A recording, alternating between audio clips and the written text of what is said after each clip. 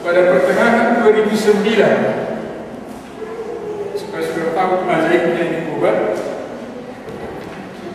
saya dapat informasi dari luar negeri.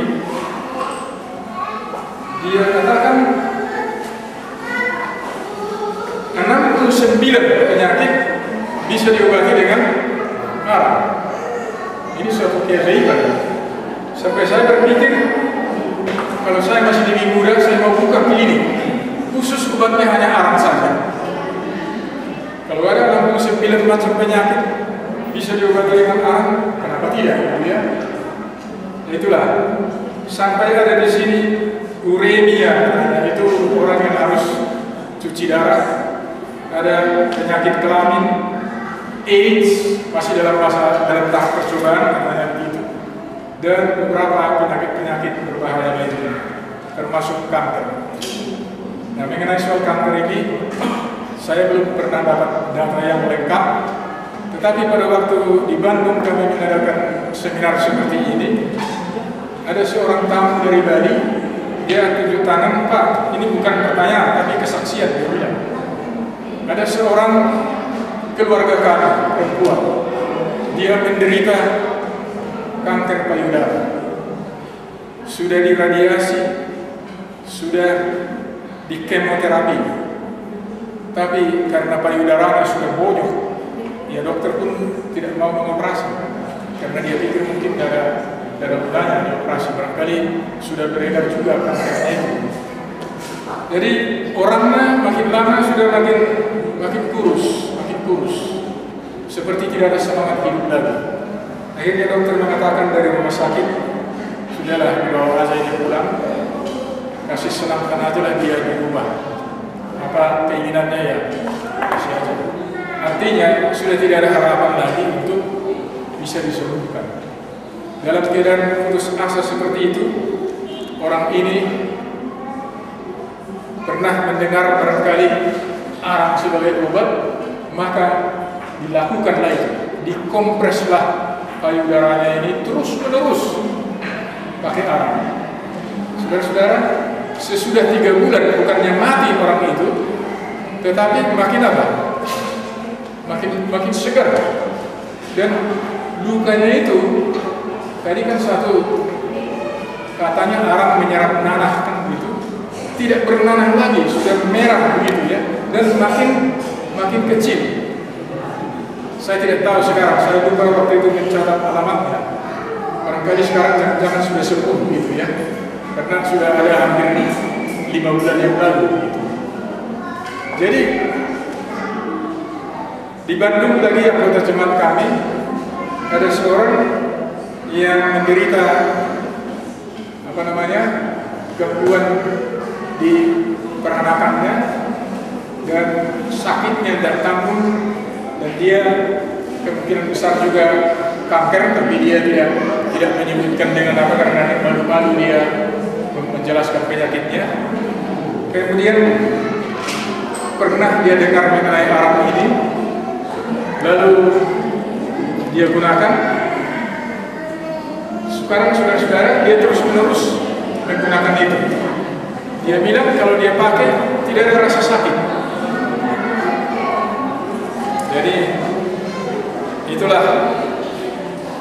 Jadi dalam buku yang saya tulis baru 16, sedangkan setahun kemudian ada 69 bisa diobati dengan. Apa kesimpulan mengenai soal ini? Saya hanya mau katakan kepada saudara-saudara, saya tidak menyebutkan lagi sakit apa. Kalau saudara mau percaya apa yang saya bilang, kalau saudara mengalami penyakit itu, minumlah arangnya 3 kali atau 4 kali 1 hari 1 sendok makan. Tempelkan arang itu seperti yang dilakukan tadi di bagian mana yang sakit itu. Saudara boleh merasakan kalau memang ada perbaikan, teruskan. Tapi kalau tidak, boleh cari yang baik gitu ya. Ada baiknya sebenarnya kita pergi ke dokter dulu untuk memastikan apa sebenarnya penyakit kita sebelum kita menggunakan orang itu. Tetapi kalau saudara lebih yakin, saudara boleh gunakan itu dulu, mencoba beberapa kali, beberapa lama, dan kalau memang ada perubahan teruskan.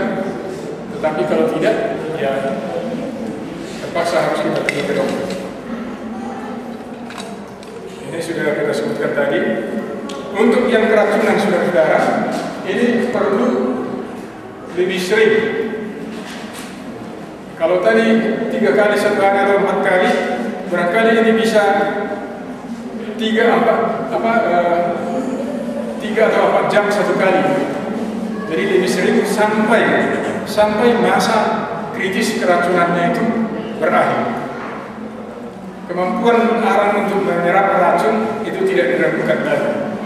Semua topeng-topeng gas, saudara-saudara yang lihat itu kalau namanya ada di pabrik-pabrik yang berbahaya, topeng gas itu di dalamnya ada apa? Ada arang, dan itu yang tujuannya menyerap racun itu. Ya, segera minumkan baru arang aktif. Kemudian isi lagi gelas, kocok, bersihkan. Ini jangan tiru, ini di Amerika sana ini atau di Jepang. Karena di sini air keran langsung diminum ya. Kalau di sini jangan. Yang ditiru adalah cara apanya itu harus diminum lagi. Tapi jangan air keran itu. Kemudian ulangi dosis itu dalam 10 menit. Itu kalau memang situasi makin berat, karena ini keracunan, kadang-kadang tidak bisa menunggu, harus segera diminta pertolongan dokter. Jadi tidak berlaku dosis 3 kali 1 hari atau 4 kali dalam situasi yang gawat seperti itu. Dan untuk anak-anak, ya separuh daripada dosis biasa.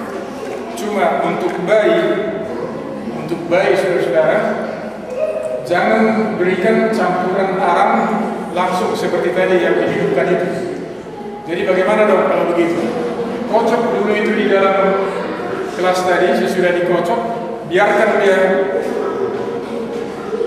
berhenti sebentar atau barang 10 menit atau lebih, supaya bubuk arang itu mengendap ke bawah.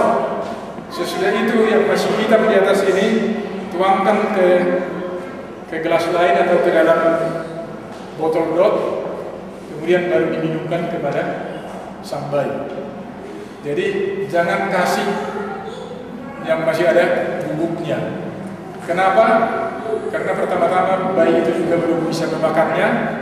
Kedua, itu juga bisa melukai khusus bayi yang masih halus itu. Jadi endapkan dulu.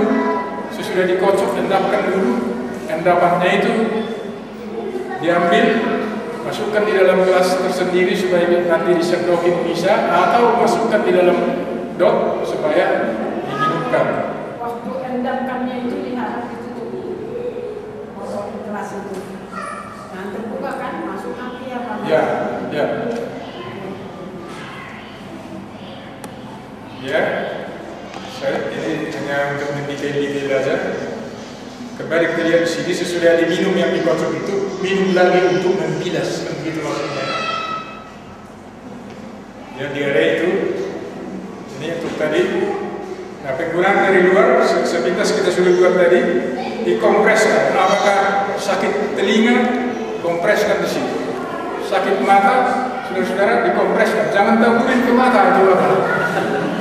Ya, seperti mata merah sampai pada kotorannya begitu ya, itu bikin kain kompres seperti itu, taruh di mata, jangan ditaburin langsung, nanti jadi kelidipan itu mata.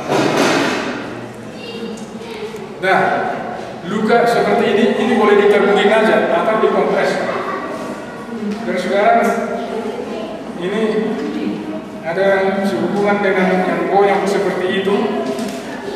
Ini ada pengalaman baru-baru ini